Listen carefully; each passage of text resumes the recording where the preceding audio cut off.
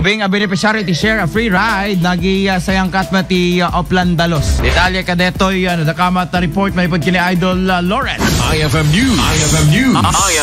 IFM News. Gapo iti ayat dagiti beneficiaryo ti share a free ride iti ili ti San Nicolas ang matulungan iti mismo ang mga idadaulo iti nasa o programa ket napan dagiti narway nga estudyante iti mismo a kalsada iti uneg ti barangay da tapno agdalos kuna ni kagawad Heki Acosta iti barangay 12 iti ili ti San Nicolas ket daytoy iti pagsubad dagiti ubing a matultulungan da kadakwada imbatad na amaragsakan dala unay a co-founder iti share a free ride iti gapuna nga ammo dagiti ubing iti tumulong iti komunidad segun ken kuana ket saan akan kanayo nakastoy nga agdalos da no diket di maminsan mamindwa iti kada bulan nga kuana apo kata activities mi detoy nga kasla pang subad mit kada iti kinasayaat na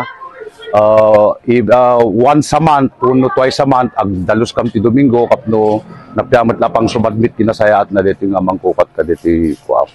Kabayatan na nagyaman iti may sa grade 12 a beneficiaryo iti share free ride program iti iliti San Nicolas.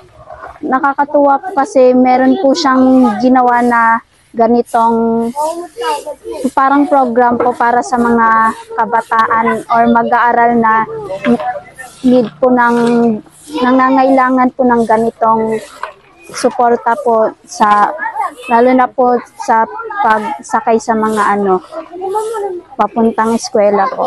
Kalpasan ti aktibidad apan nagdalos dagiti beneficiaryo iti share a free ride ket naikandapay iti allowance manipod iti founder da iti Pagilian a Hawaii. Para iti IFM News, Idol Lawrence Martinez, Tatak, RMN.